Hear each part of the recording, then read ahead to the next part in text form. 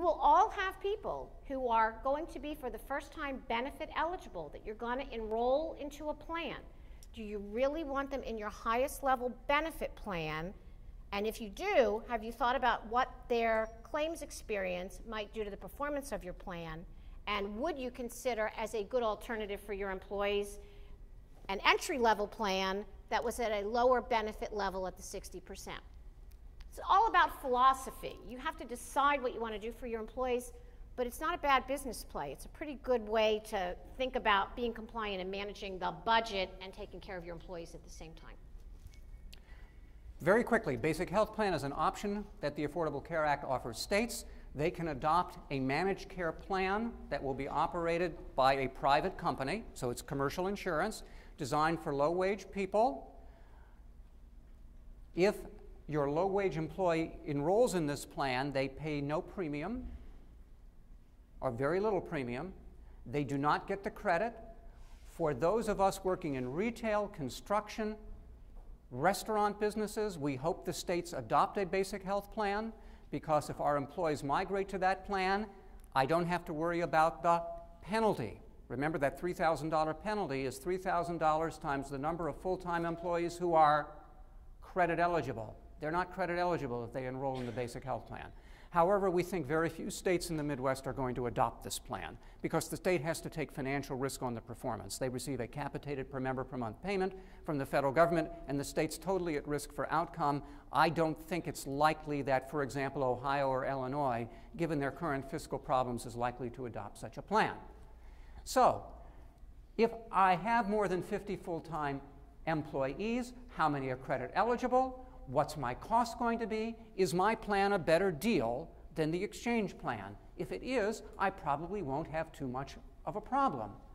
I'm going to be looking at the costs of that benchmark plan, and if we take a look at what the benchmark plans are likely to cost, here they are.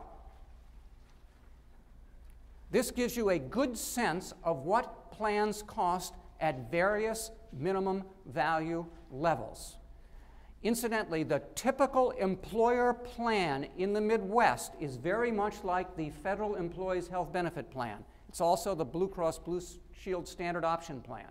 It has a fairly low deductible, $350, fairly steep coinsurance, 15%. That means you're always paying 15% of all health care claims. It has an out-of-pocket maximum of $5,000 per enrollee. That plan, incidentally, costs its premium. Does everybody see what the premium is? $5,000 single, $12,000 family. That's fairly typical. That plan has an 87% actuarial value. That's an 87% plan.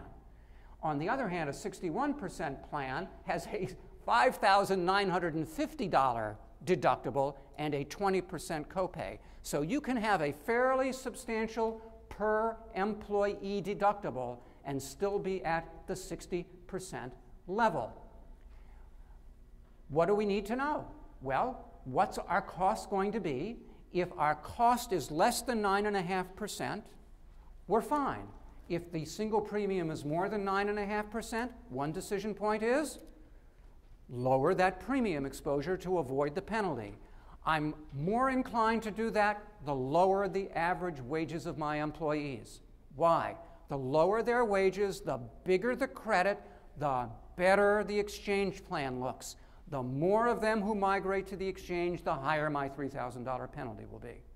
So if I'm very close to 9.5%, it's cheaper to lower the single premium and thus become compliant than it is to have exposure to the penalty. Does it make sense, as Leslie said, to simply drop coverage? Should I just drop coverage and pay the penalties?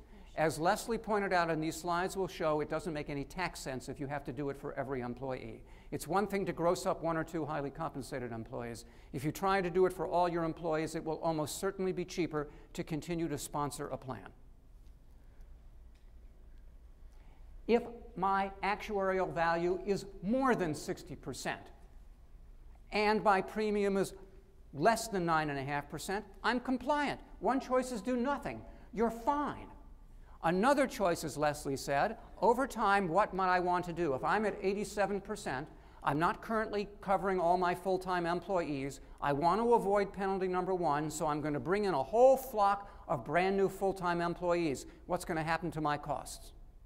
They're going to skyrocket, are they not? If I have an 87% plan, it means the plan is picking up 87% of every claims dollar. If I have to add 400 new full-timers who previously weren't covered, that's 400 times about 87% of average claims experience for their age. And remember, the older they are, the more expensive it is. That doesn't sound very tempting to me. What might I want to do? Lower the actuarial value of my plan. Drop it from an 87% plan to a 70% plan. I will save money, and that will subsidize the cost of adding new enrollees. And here's an example. What if my employee's average household income is $55,800, which is 250% of the federal poverty level? Well, if they go to the exchange and purchase a silver or bronze plan, 60% or 70% plan on the exchange, their total financial exposure is going to be around $9,000 to $11,000. If my plan is a 60% plan, charging them 9.5% of payroll, my plan looks better. In fact, if I use an 87% plan, my plan looks better. Their cost is only $88.50, and my plan's a lot better. But one thing I might want to do is to drop it down over time to subsidize new enrollees. But what if my average employee makes a great deal less, 150% of the federal poverty level? Let me warn you, my plan doesn't look nearly as good to them. They're only looking at their out-of-pocket costs, aren't they? That's a problem. I want to make sure in that case that my plan is a qualifying plan. So one thing to think about on behalf of your employees. Bill has given you an actuarial value that looks at the employee's out-of-pocket costs. But I will tell you that my experience is that what your employees evaluate is their out-of-paycheck costs. They look at what the payroll deduction is. They don't look at out-of-pocket. What I worry about is you're going to have a